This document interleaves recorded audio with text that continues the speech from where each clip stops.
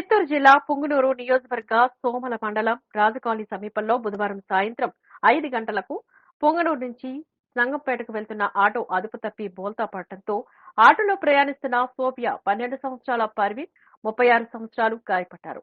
Sophia పరిస్థితి విషమంగా ఉండడంతో వైద్యుల సిఫారసు మేరకు మదనపల్లి ఏరియా ఆసుపత్రికి తరలించారు. ఘటనపైన సోమల పోలీసులు కేసు నమోదు చేసి దర్యాప్తు చేస్తున్నారు. ఇంకా పూర్తి వివరాలు తెలియాల్సి ఉంది. కొంచెం అట్లా ఏం కదలే.